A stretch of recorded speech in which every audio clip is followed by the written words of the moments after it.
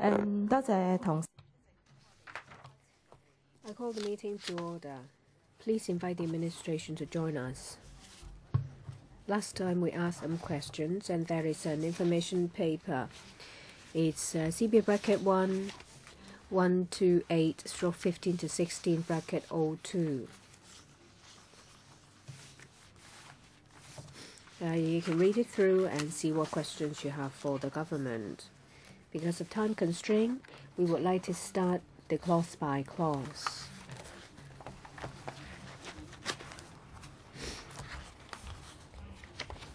Well, that will be after we have asked all the questions in relation to policies. May I remind you that if you would like to move amendments to the regulations, please give us notice as soon as possible.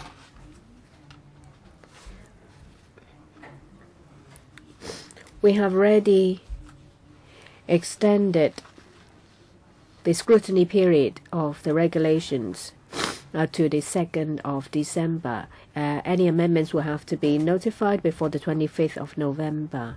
On the 20th of November, we will need to make an oral report to the House Committee.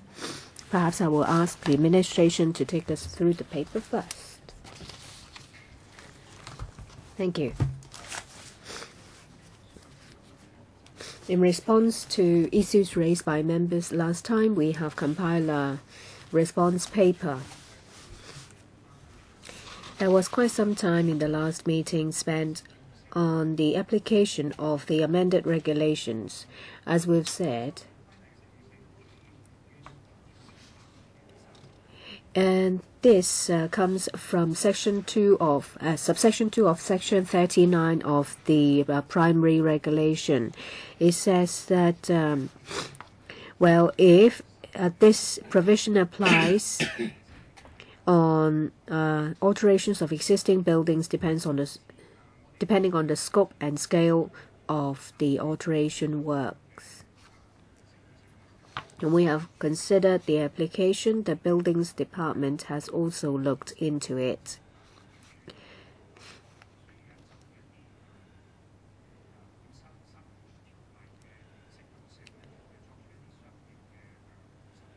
The BED will adopt a pragmatic approach to scrutinize each alteration and addition works to decide whether the amended regulation applies. We have decided that unless there is a change of use in the premises, that's one, and if it involves expansion alteration, otherwise the amended regulation will not apply.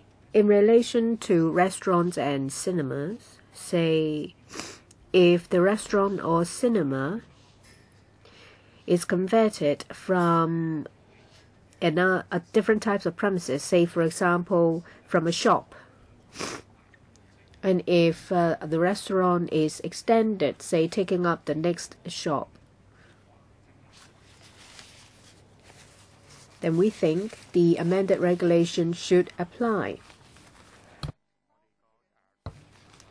Other than that, the BD's view is that the amended regulation will not apply. For restaurants, if there is an alteration, change of the doorway, the refrigeration facilities, then the amended regulation does not apply. The Buildings Department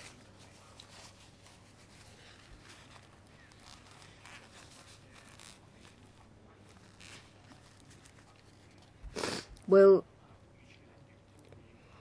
consider exercising a discretion if the application of the regulation will result in some unreasonable situation.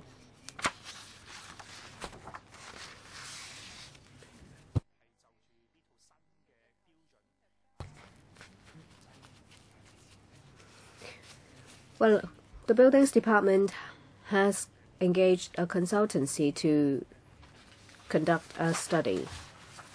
Last time, members asked us to give information about the methodology of the study.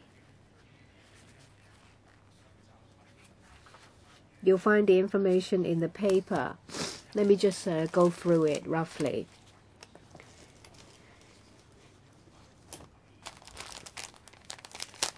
The consultant assigned staff members to conduct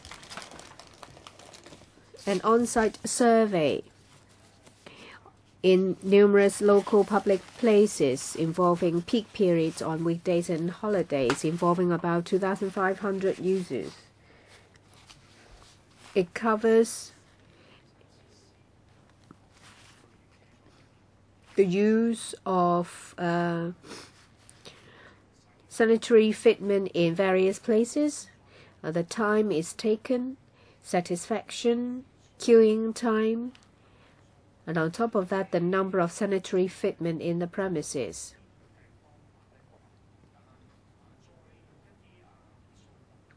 Then some mathematical models, say for example, queuing model of operations research to assess the required number of sanitary fitments in female and male toilets. Then we work out the number of sanitary fitments required,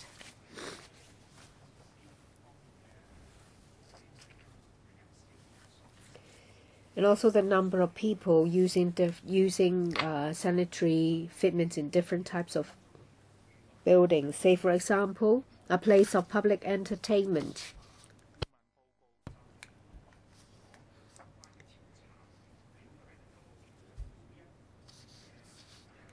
We have the information about place of public entertainment in the consultancy report, and we found that for every 25 to 40 female persons, a water closet will have to be provided.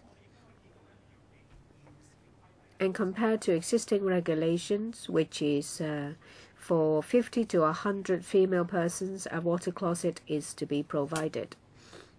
So you see that the number of sanitary fitment has doubled. We've also taken reference of information in the consultancy report.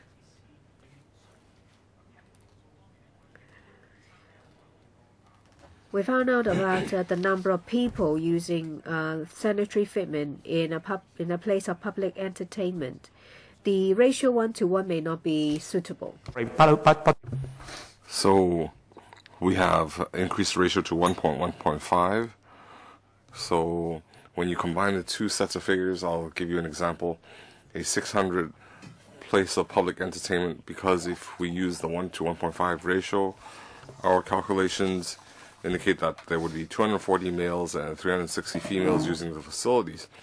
And if you use the baseline figure of 360 females and use the previous formula, then our results are that we need to provide 13 facilities for females, compared to current standards, where they only need to 4.15.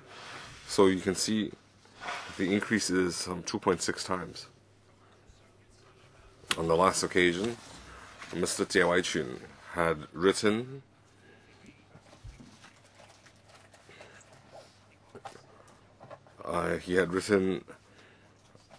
about replacing usable floor space by usable floor area, and the reasons are the building department has provided fire escape. They have a code of practice for provision of means of escape in case of fire, and the professionals are very familiar with the intention.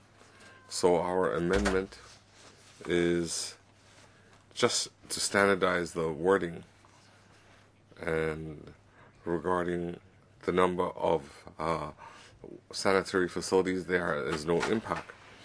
On the last occasion, There was also a question about ADV28, and we have referred to the code of practice, and in paragraph 3 of the PNAP, all the recommended provisions, including unisex toilets, the government strongly recommends the adoption of such provisions.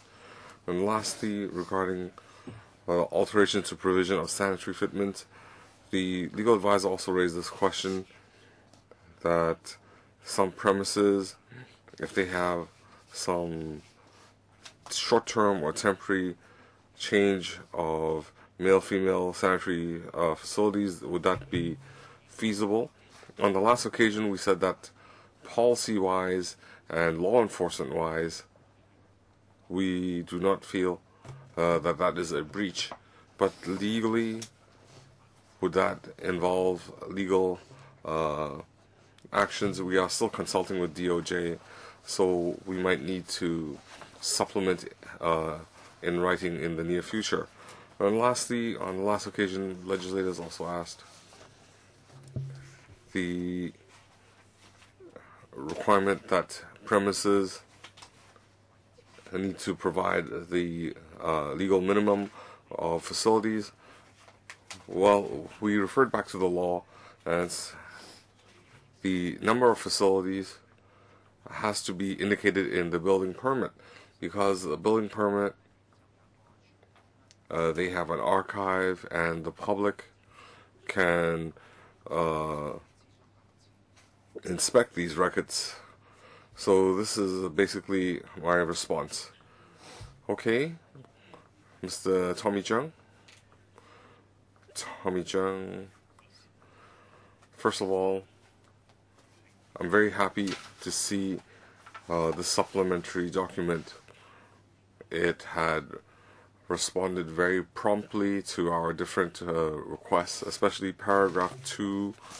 They refer to the expansion of restaurants and theaters. So my understanding is that as long as the area does not change, then any A&A, our so-called A&A,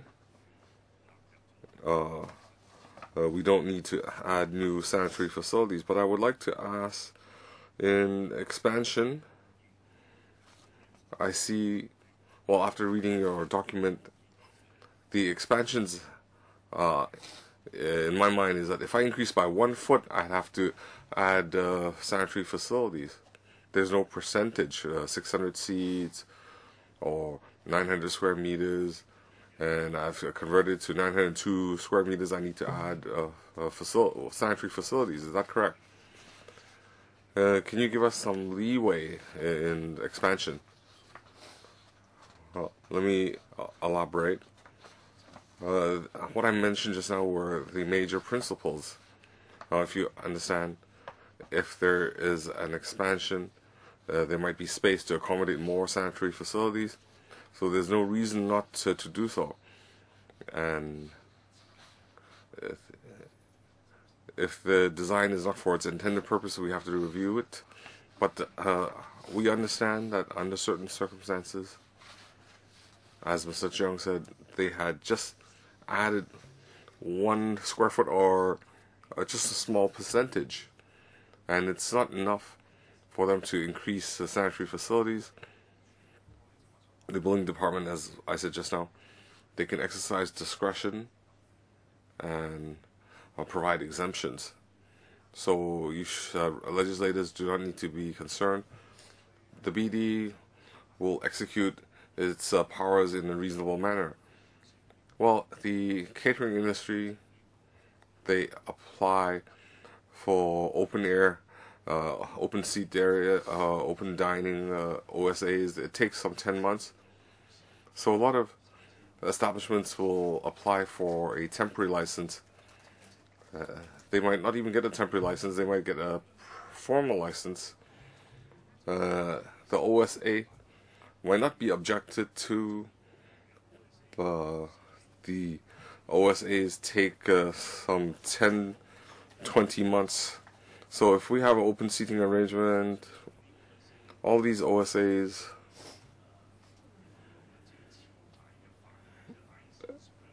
they are outside the licensed premise. They add a table or two or three. These might be based in shopping malls. So if they have 2-3 extra tables, and therefore does that lead to a change in the number of sanitary facilities? Your paper doesn't mention that. Well, you might not be able to answer today, but we haven't entered clause by clause scrutiny.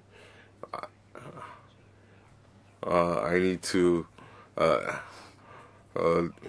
leave, but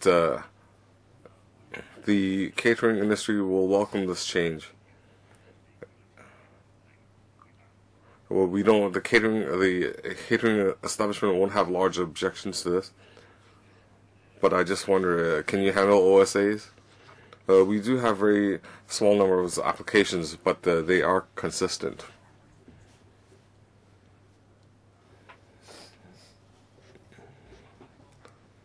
It is reviewed during the license application time. We look at this is a new premise. We'll apply the new standards, but when they have alterations, we need to communicate with FEHD. Well, this is not just FEHD. We're talking about an expansion. The OSAs are outside the licensed premises. They add 3 or 4 or 6 tables. So that looks like an expansion of business. Even though the application is made at the same time, it's not endorsed. I'm worried that if I apply for a temporary license and I apply for OSA, and 8 months' time when I get the proper license and the OSA is not approved, you'll say that I've extended my business. You need more sanitary facilities. Well, you might not have encountered this in your work. You do not consider into such detail, but I would like you to think about it. It's not an ANA, but it's still an extension. So could you see how you can handle this? Well, the issue, as Mr. Chung had said,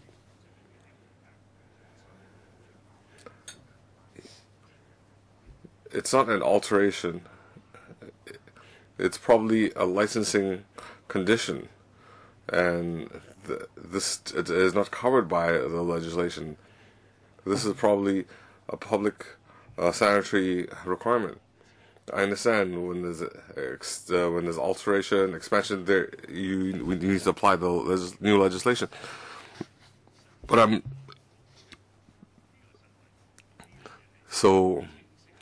this is not clearly spelled out.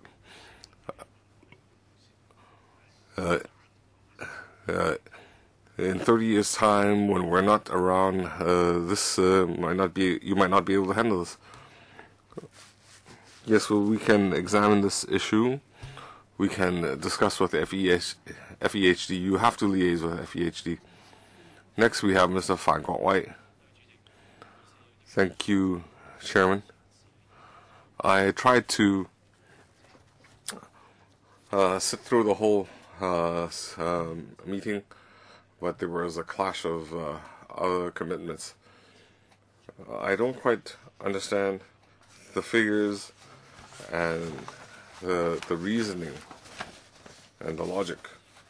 In paragraph 6, you said that before alteration, after amendment, the number of female sanitary footprints, there's a change. That is good, but I don't see the water facility, the water closets, not the urinals, for males. Is that affected after the amendment? So my first question is, according to paragraph 6, your calculations, the male water closets figure, does that change? Females will change from 5 to 13 according to your 600 person place of public entertainment example. So will male facilities remain at 5 to 6, or is there any change? If there's a change, Is it going to be more or less? And I still haven't understood the operations research queuing model. They mentioned waiting time, using time. Well, this is my understanding of male-female usage, and that's why we want to add more female water clauses. It's not of the number of people using these facilities, but the consultant emphasizes on number of users. Out of the 2,500 respondents in the survey, they had interviewed more females. So I still feel that females using water closet, it's not that there are more females. It's that they just they spend more time. The queuing time, the waiting time is longer. So your reasoning is that in a place of public entertainment, the usage time is not a queuing time. So you say that the ratio being changed from 1 to 1, increased to 1 to 1.5. We talked about females' usage time. It's longer than males. And in winter, women use the facilities even longer than males. So could you provide some further elaboration? Because it might be possible the argument is on 1 to 1, 1 to 1.5. You are basing your reasoning on the number of users, not the usage time. That's a very good question. Well, first of all, we need to refer to the last meetings papers in Schedule A. That is paper. In our last response paper in the CB1 15/1607, we had identified the different premises, the male facilities, the urinals and water closets, and female sanitary fitments, especially the number of water closets. So these figures, how are they arrived at? Well, Mr. Fan is correct in his question. Why do we have two different standards? The first one is the number of people using a sanitary fitment. That is 1 to 1.5. The basis came from the consultancy report. The consultants send people to different places looking at different premises and the number of sanitary fitments for female and male toilets.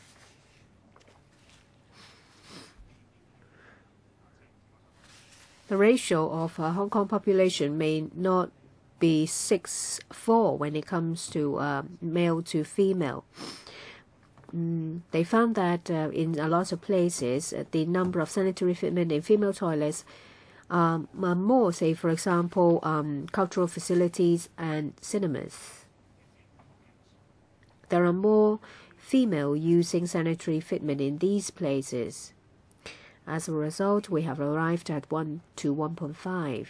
We've also taken into account the future demographic development. That's the first basis. The second one, as Mr. Fan said, is the demand, the time it takes for a man or a female to use the toilet. For female, it would take longer. Say for every 50 women, the number of water closets provided may be higher than that for male, that is water closet and urinals.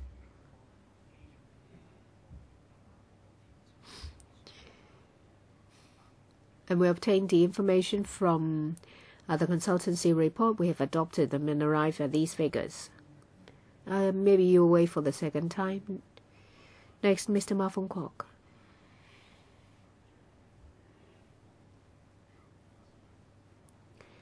I'm happy to see the positive response from the government within such a short time. I immediately had a meeting with the trade after the last meeting, and they were very enthusiastic because everyone was there within a very short notice. Basically, you have addressed the concern of the trade.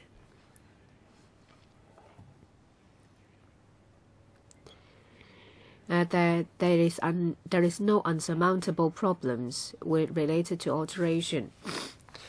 But I see from the government's paper, it says that if it's a change of the refrigeration facilities or a change of the doorway, then it doesn't apply. But what about the internal layout of cinemas? Say, for example, renovation or updating of projecting facilities. They don't need a proper projecting room or projector room.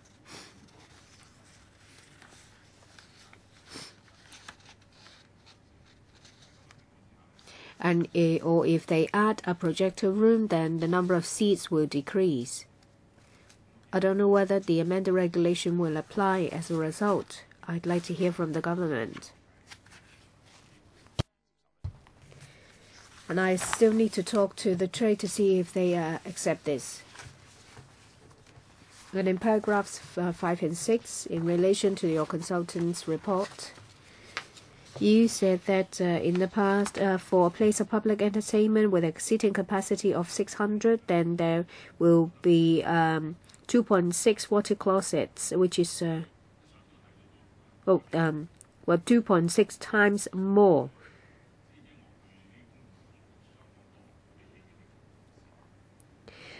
I go to these places of public entertainment a lot, especially cinema.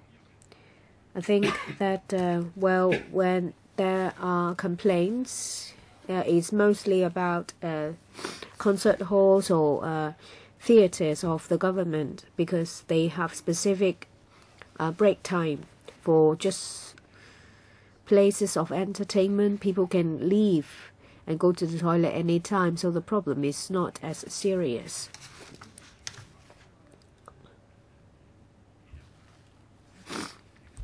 If the amended regulation is applied, then, well, I don't have to spend time waiting for my family members if I go to concerts. My concern is whether you have taken into account the increase in number of persons with disabilities because of an aging population. I see that there are more and more wheelchair users. So have you taken that into account?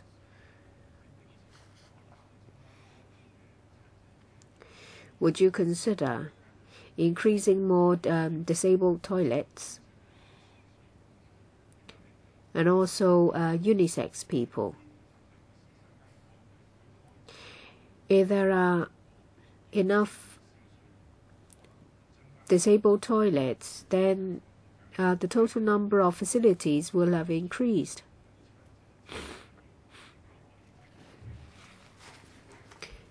And, elderly people can use the disabled toilet, and people with special gender needs can also use them. So there is ample room. In relation to disabled toilets and sanitary fitment requirements for PWDs, persons with disabilities, I think there is a problem here. It is not under the scope of this regulation. It's under another regulation of the Buildings Ordinance. It's about the buildings planning regulation, which says that if PWDs use the premises, then suitable toilets for PWDs will have to be provided. And it's stated very clearly in the regulation.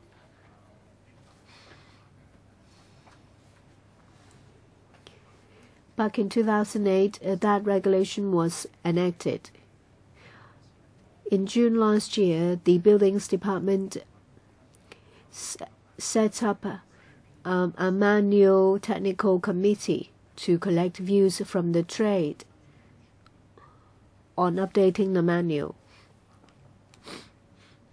I believe that the Buildings Department will follow this up in the committee. Mr. Allen Leung, first I'd like to ask about the application of the amended regulation. We find the answer in paragraph 3. Change in use.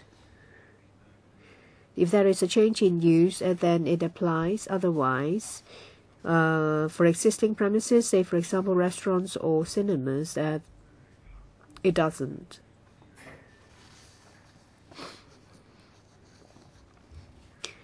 It's clearer now, because if there is a change in use, you may have to apply for a different license.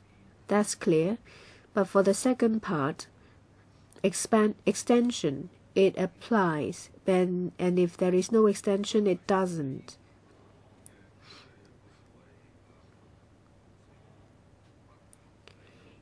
If we take into consideration about unreasonable difficulties,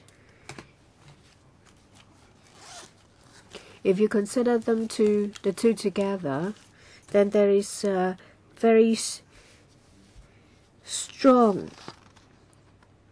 There is a lot of uncertainty, because you won't know when it will cause unreasonable difficulties and when it will not be affected.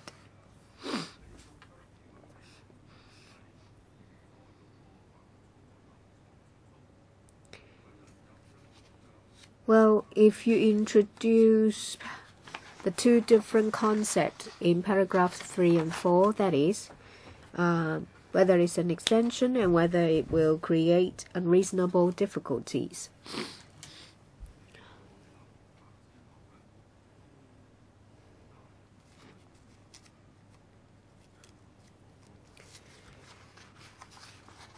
Will it be difficult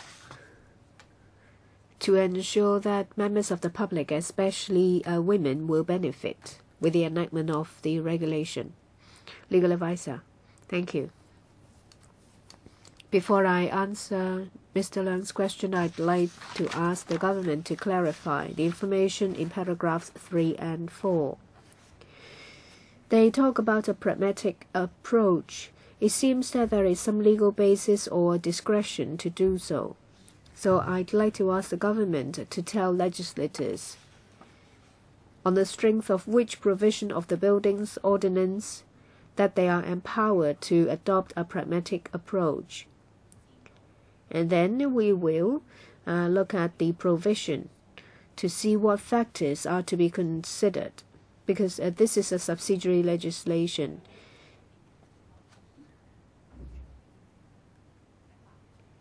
It must operate within the powers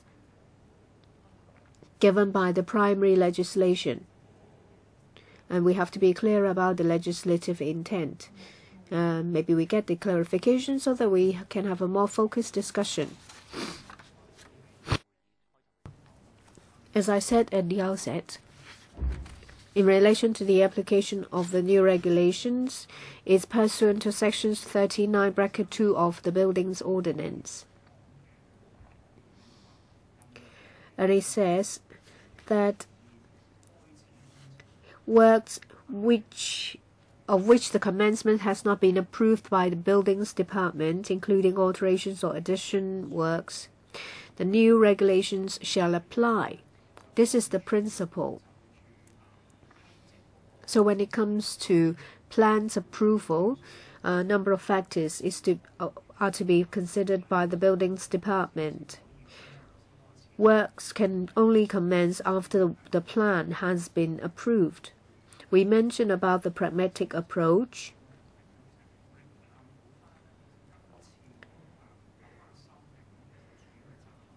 Well, the amended regulation is about the standard of sanitary fitment. And that in turn is based on two main factors. First, the type of premises. If it's a place of public entertainment, then a set of rules will have to be applied. If it's a cinema, a different set of rules is to be applied.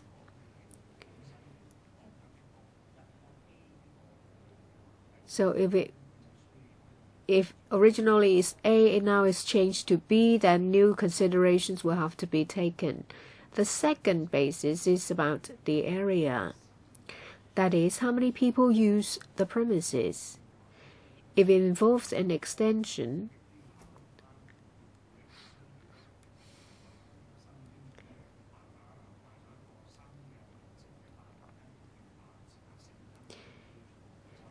then decisions will have to be made as to whether a new standard is to be adopted as a result of the expansion in area. Before the legal advisor answer my question, I would like to make clear why I asked my questions.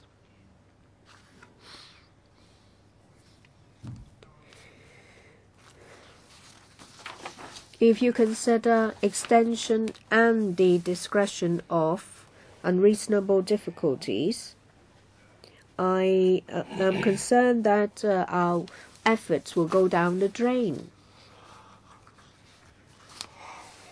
Because your question is a very legal one.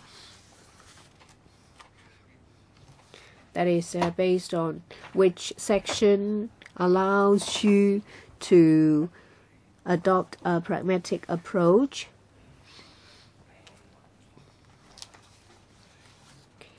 And I think the legal advisor is trying to find out the objective criteria. But I'm afraid after the government has answered, you realize that it's fruitless. If we endorse the regulations, of course we would like women to benefit as soon as possible. But if you have to take into account whether there is a reasonable difficulty after an extension, then it may be very lax. Just like what Mr. Tommy Cheung said, that a lot of things can be added without increasing the number of female toilets.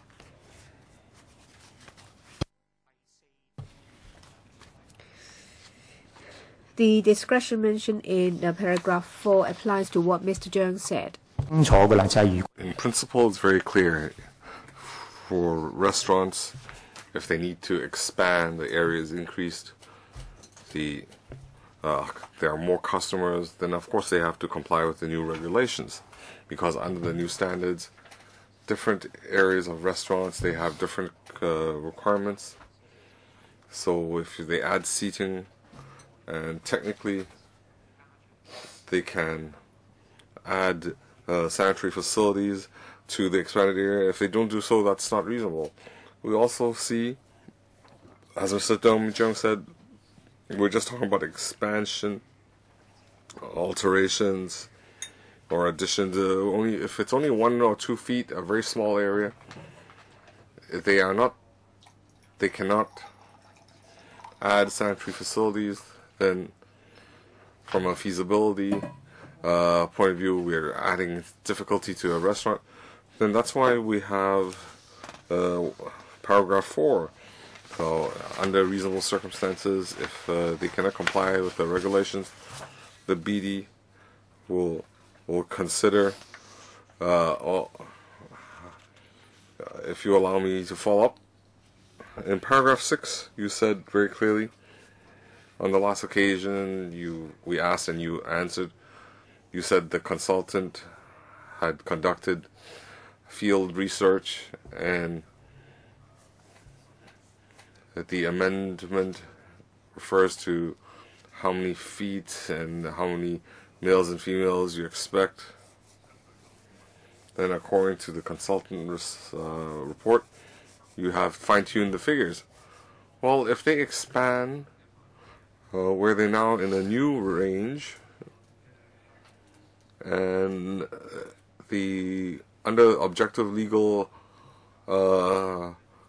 interpretation, then you have to add sanitary facilities. But then you say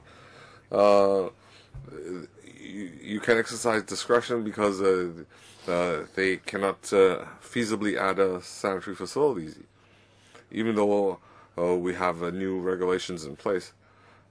So that's what I'm hearing.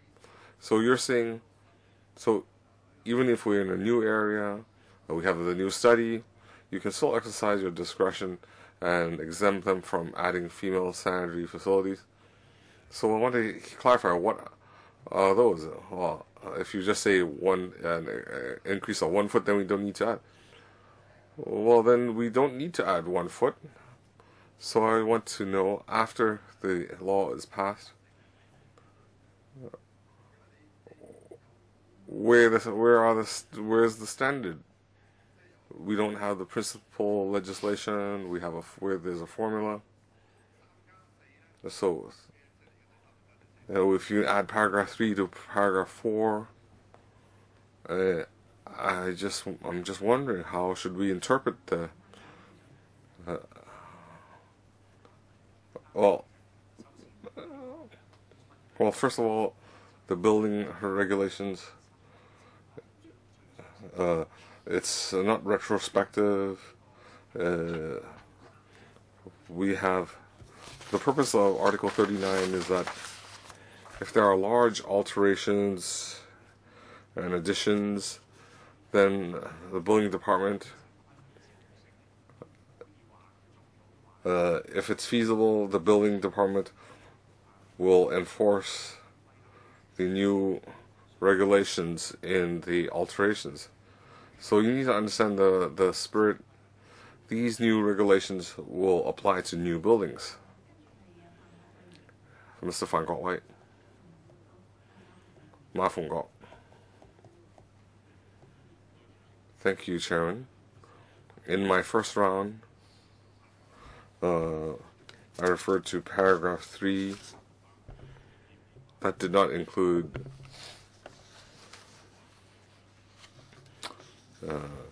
without adding space and adding seating, there are some renovation works inside the theater. So will new law apply? I could not include so many examples. I could only use a restaurant as an example. It's the same for theaters. If there is no increase to area that leads to an increase in seating, then they don't need to apply the new regulations. Could you provide a written response as well, so that we can have a record for future? Okay. I'd like to ask, in paragraph 5, you refer to operations research. Well, there is a delegation on the weekend. They sent me an email, and I will circulate it amongst members.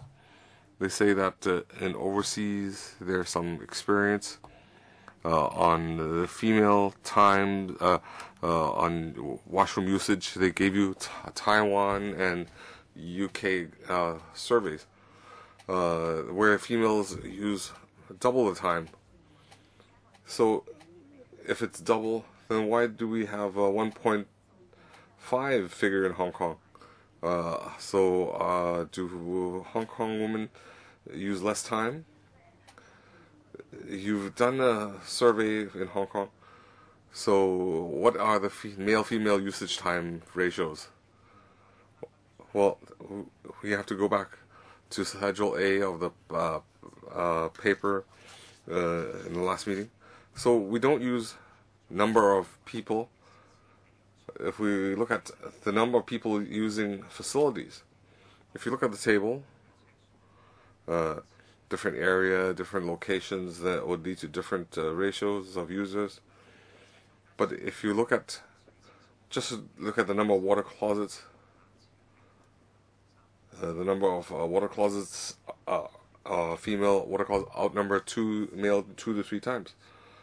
In the past we had focused on the number of users, so that's why I keep referring to Schedule A. From these tables, my question is, even you say that the number of users is 1.5 more females, but if females use the facilities longer than the males, as in overseas, then how did you calculate that we have so many water closets? There's still a missing step. So can you tell us, you must have these figures. If you don't have them now, you can provide them later. What are the number of, what's the usage time between males and females? Well, in paragraph 5, we state that in paragraph 6, for a 600 seating place of public entertainment, for a place of public entertainment, we need to provide one water closet for every 25 to 40 females. You don't understand what I'm saying. I know that you have it's based on number of users. So we have 360 females. Why do they need 13 water closets? From 360, how do we get 13? Is it because you have calculated females take longer than males? So how do you do that calculation? As we state in the paper, the consultant did a field research. I know that. So I'm asking, do you have those figures? Because in the UK, they'd use double the time, and a woman in Hong Kong quicker. That's why we only need 13. So why do we have 13 water closets for 360 people instead of 15? We had said that in place of public entertainment, the new regulations for every 25 to 40, we need to provide one closet. But and the old standard was for every 50 to 100. How did you get the calculation? Why do we need one for every 24 to 50 people? You need to. The deputations say you're not adding enough. So you need to tell people, how did you get that calculation? What are the factors that you considered? You've already taken account that women take longer time. So you still haven't been able to persuade. We know you've added the facilities, but deputations are saying you hadn't added enough. So you need to give us another calculation. So after accounting for the number of users, what other factors have you considered? And if these are already factors we suggested, such that the comparison of usage time between male and females, you need to provide this extra information to convince us. Allow me to use an example again. In Annex A in the last paper,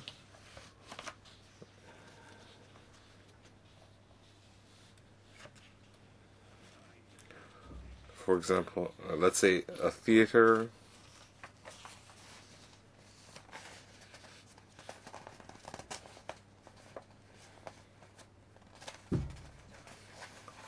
a 500-seat theater.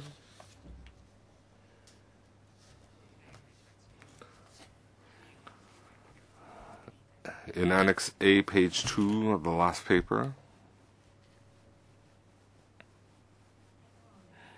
Yes, we found it. So you can see, just now I said, aside from a change in number of users, the consultant survey had considered male and female in a 500-seat theater.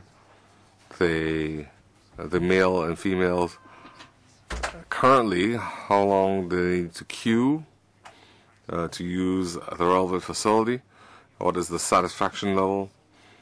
So the consultant collected the data and they wanted to use mathematical modeling to calculate how many facilities they needed to add. For example, let's say for females, if they need to wait 2 minutes, how could they shorten the time such that they were satisfied? And the result was that we need to provide so many facilities, and that is listed in this table. Well, just now you referred to a 500-seat theater example. So perhaps you need to get your consultant and say, why do we need 6 water closets for females? Tell us to get them to demonstrate how they got that figure, the waiting time, the queuing time, the usage time, and regardless of whether I understand, some colleagues would understand. Just demonstrate their mathematics. And why is this important? It's because you need to convince. You have to convince us that you considered all the factors, you did the mathematics, and you're not able to convince us right now. I'll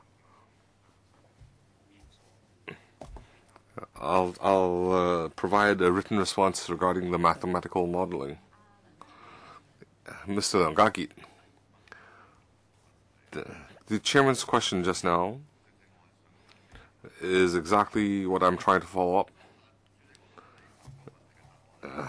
I think the answer is in paragraph 5, the queuing model of operations research. Now, since the secretary has agreed to provide a written, I don't want to look at calculus formulas because lay people such as I cannot comprehend. We are just politically, we just consider the political implications. So your operations research queuing model, you should provide that. You should provide an explanation in layman's terms rather than calculus. So before the legal advisor answers my question, because we've gone through 1 or 2 rounds of question and answer, could you answer my question? Your understanding of the building regulations is deeper than mine. So is it as the government's intention, and in paragraph 3 we refer to alterations and additions, plus the unreasonable difficulty and uncertainty in paragraph 4? So will our efforts go down the drain for enacting this piece of regulation? May I try? I know that Mr. Alan Leung knows very well the buildings ordinance. Well, let me try to speak for the government to see what they're trying to say. According to paragraph 3, I think they have referred to sections 41 and 42 of the main of the primary legislation, especially for section 41 in relation to the exemption to give the power to give exemption of the buildings authority, and they will set out what they can do under what circumstance. If you look at subsection 1 of section 42, it says that upon receipt of relevant application, I believe there's about an application of exemption upon payment of a fee. If the buildings authority thinks that there is special circumstance,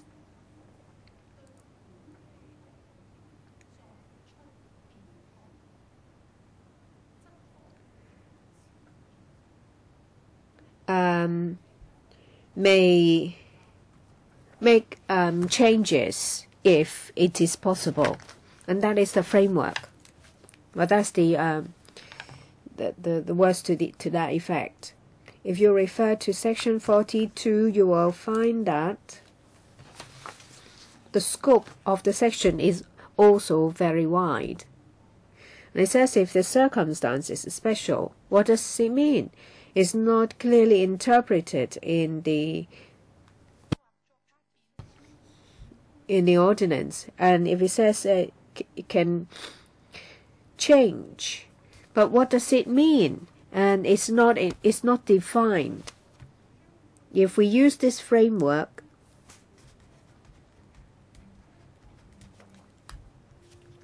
and applies it to paragraph 3, that if there is an extension and if there are special reasons, say for example physical constraints of the building, and as a result there are unreasonable difficulties, then there is a legal basis for that to work. And as to whether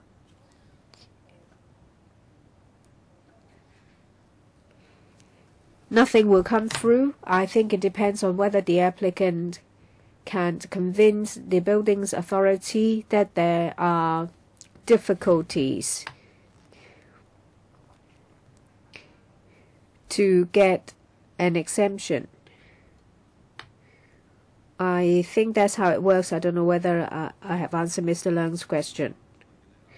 Well, perhaps the government can deal with this in the supplementary information, since they're going to give us another information paper.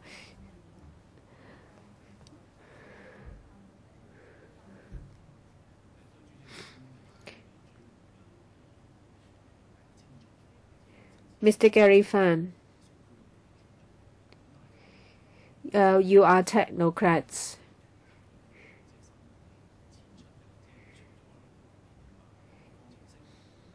You said that there is a formula and there is authority, but the authority was not cited to us. If females will need more time in the toilet, then what parameters have you taken into account? I'm interested in the authority as well. You have to explain very clearly. You talk about the number of people, and that's my first question.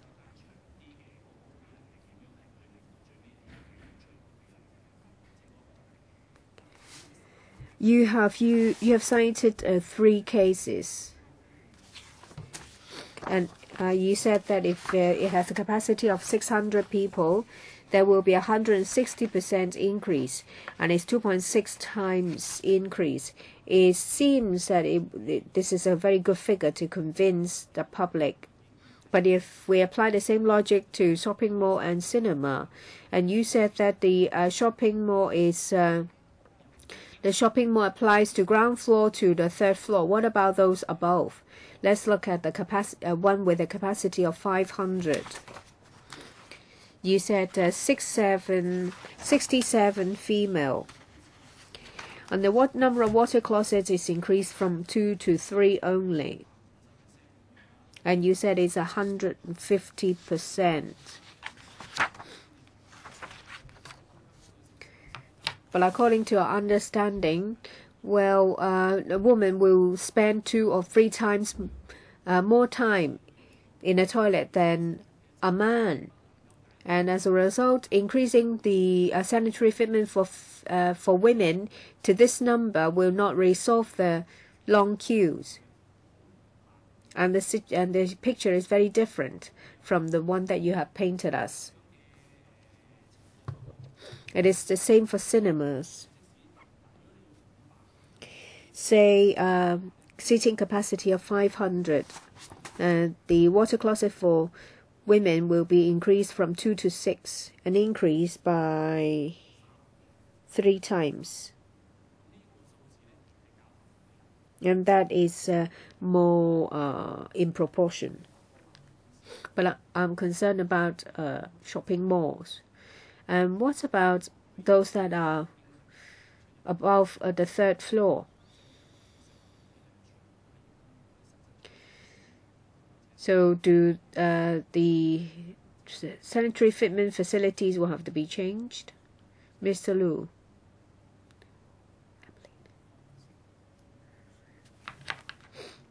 We'll try to explain in simple terms about the mathematical model. The consultant has indeed used operations research, theory, and formula. We'll try to reduce it to simpler terms for your understanding. If you need it, I'll give you more information about shopping malls that are above the 3rd floor. I'll defer to my colleague.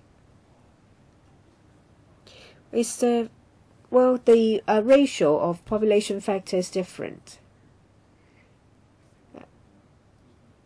For the 4th floor, the population factor is different. It's not that it's not changed, it's just that it's not listed out. How's it changed? Can you give me more information next time? Yes. The figure for those that are above the 3rd floor. If there are no other questions, then we will ask the government to give us some response paper. Yes. The legal advisor will have some questions to ask, and then we will start clause by clause.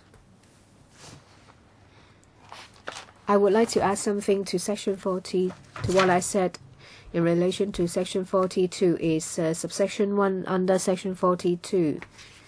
Actually, there are 2 more sentences in Section 42, and I'd like to hear from the government. And it says that the granting of a permit should not undermine the structural standard and also the sanitary fitment standard. So perhaps the government can explain to us, taking into account subsections 1 and 3, if an exemption is to be obtained, how can it done without undermining the sanitary fitment standard? And if that is to be considered, how do they strike a balance? Please give us an information paper. Yes. And what about seeking views from the D of J? Would you please also give us your answer in paper? Yes.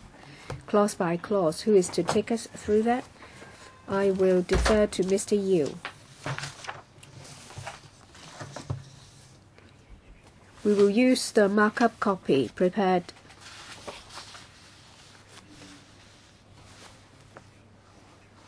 by the Secretariat, that is the CB bracket 153/15 to 16 bracket 01. Well, Section 1 is not set out here, that is commencement. It will commence on the 14th of December 2015.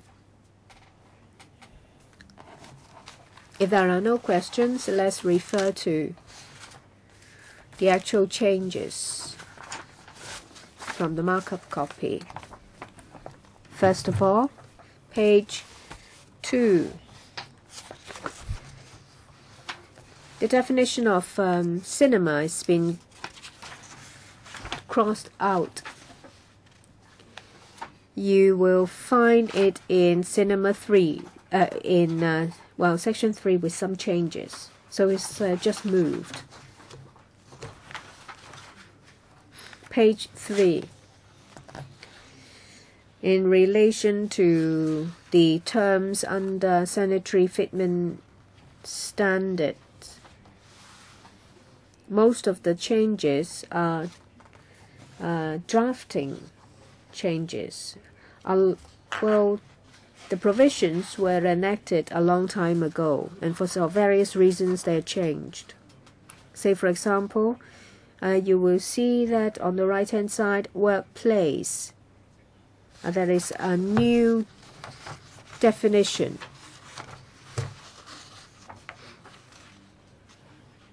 In relation to workplace, is an office, an industrial undertaking, a shop, a food room. The change is minor, but in the past it was quite verbose, and we've changed it to make it simpler. The definition of cinema. There is some textual changes. In the past, there was a mention about the projector room, but times have changed, so we have make some changes as well. There is another one. It's a question also asked by Mr. Tony Tse about the definition of usable floor area. You will find a new definition. Well, in the past it was a term as usable floor space, and now it's called usable floor area. When we calculate fire escape, we've always been using this definition. So we propose to use the same concept when calculating sanitary fitments. There is no actual change.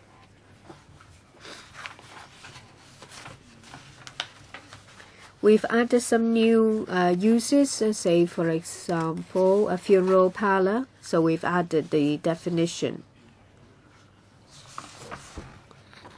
If it appears in other ordinances, we will adopt the same definition. Any questions? No. Please move on. Next is section 4 on page 5, residential buildings. Like previous provisions, we have introduced some changes in the use of words. We aim at drafting it in a simpler way for easy understanding. I'll just quickly go through them. And in relation to provision of sanitary fitment, the standard, if you refer to the old schedule and the new one is very little change. But when we calculate the number of sanitary fitment, there is a change in the number of people using it. In the past, it was 15 for an additional facility. In the future, we may use over 12 people.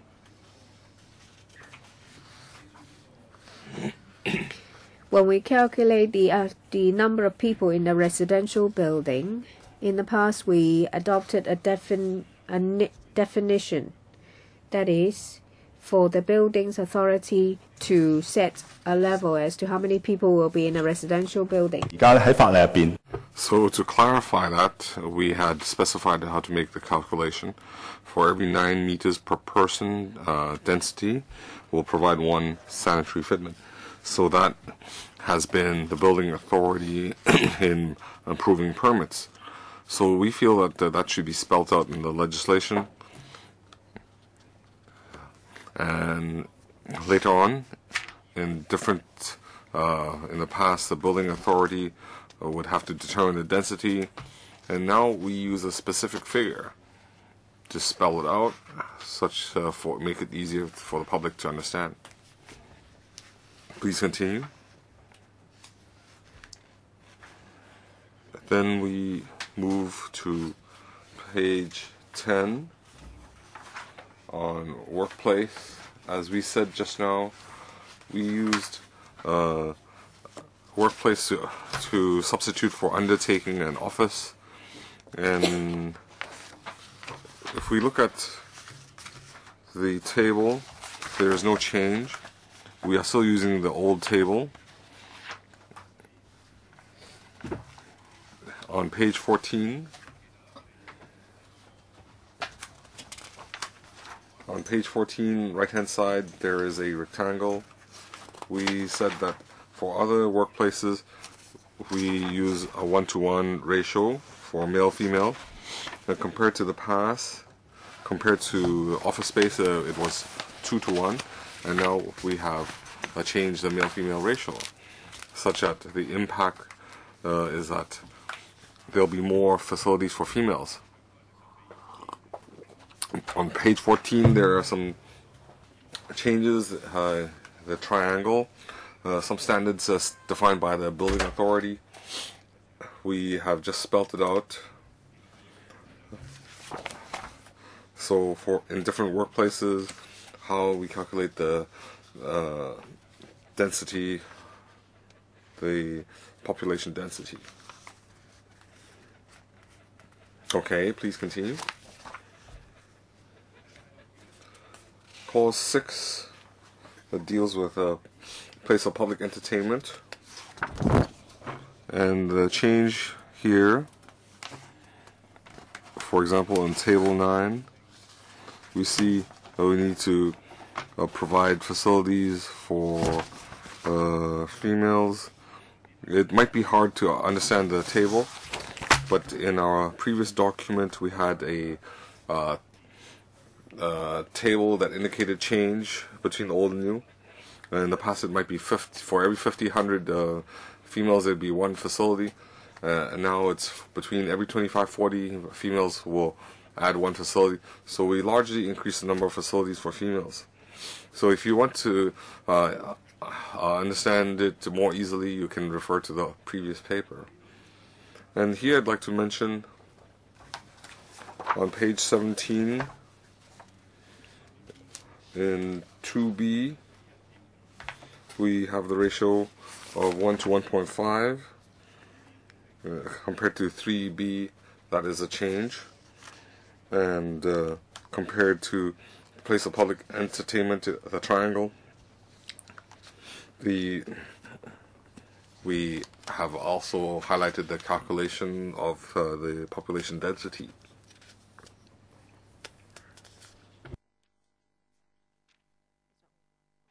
Please continue. Clause 6A on page 18, it deals with sports stadia. This is a new clause. This is a new definition, so there's no comparison. Put simply, regarding sports stadia, we have set a standard. The standard is that for every 100 males, there would be one urinal, one water closet. For 100 females, there would be 2 water closets. And the calculation in sports stadia, it's for the sports audience, and there is a standard. For example, if there's seating, we can count the number of seating in the audience, and according to the consultant, we set the ratio as 1 to 1. So that reflects that we have probably more males watching sports. Please continue. Page 21, cinema. We made some changes there. The male-female ratio has changed from 1 to 1 to 1 to 1.5. That is changed in 1B.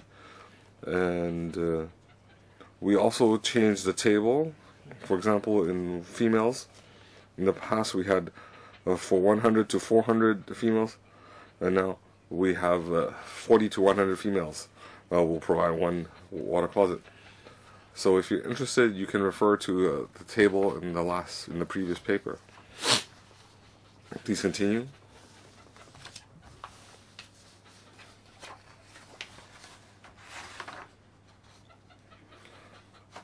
Then we move to page 25, shopping malls and department stores. This is a new clause.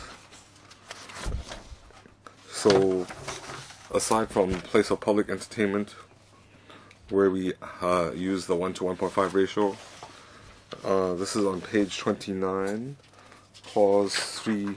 C. At table 1819, we set some standards. Regarding density, as we mentioned just now, on page 29, we pointed out in the basement, first floor, second floor, we use a density of 3 square meters per person, and for other levels we use 4.5 square meters per person.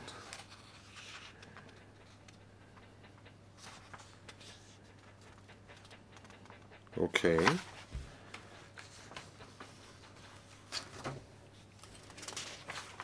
Page 30, we have a new definition for religious institution. We use a 1 to 1.5 male-female ratio, and we also set a standard for water closets. It's 1 for 100 males, and 1 water closet for 50 females.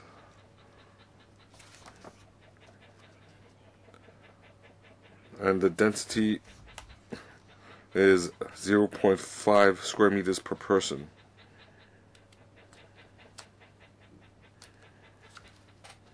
Please continue.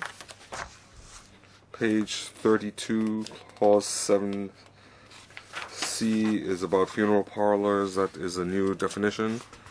The standard is also 1 to 1.5 male-to-female ratio, 0.5 square meters per person,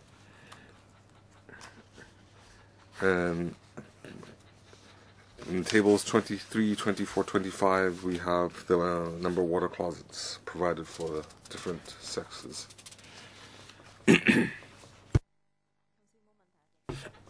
Any questions? We can continue. Thank you, Chairman.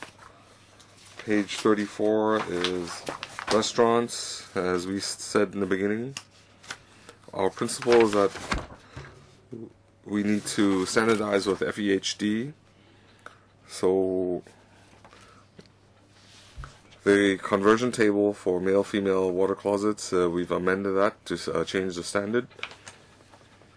The details, we can look at, let's say, male facilities. We had urinals and water closets for male, and now it's been amended. The impact in the last paper, we had set the stand. We had highlighted the FEHD standard, and Schedule B we have set the FEHD standard, and the purpose is to meet or to standardize our standards with FEHD regarding small, medium restaurants. No problem, then we'll continue.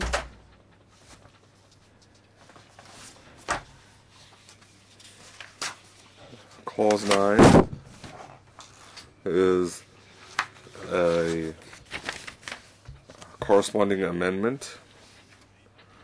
So in Clause 9, when we refer to other legislation, we need to add the 7A, 7B, 7C. These are corresponding amendments. Please continue. Clause 10 on page 40. This is an outdated regulation. We had said that in a shopping arcade, when they are established, when they are restaurants, there's a mixed use. They will use the area inside the mixed-use shopping arcade. So the industry is very familiar, and Clause 10 originally they had to deal with different uses in the same building. So we feel that Clause 10 is not necessary anymore. Let's continue. Clause 48, we have a corresponding amendment. We have drafted some redrafted some wording. Any questions? Well, if that is done, we have another one. We have a building administration amendment. These are the corresponding amendments. In 123I,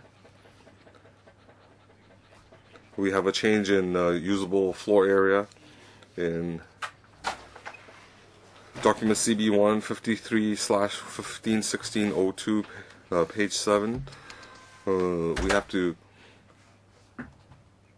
change. There's a corresponding amendment to actual usable floor area. So, regarding our scrutiny, are there any questions? Well, we have gone through the Chinese version. The legal advisor can go through the English version. If we don't have any questions, then I will ask the government, do you have any amendments? No, not at this stage. So, legislators, if you want to put forward an amendment, on the 2nd of December, we have to report to the House Committee. The subsidiary legislation is due on 25th of November. On 20th of November, we have to report back to the House Committee. If there's no...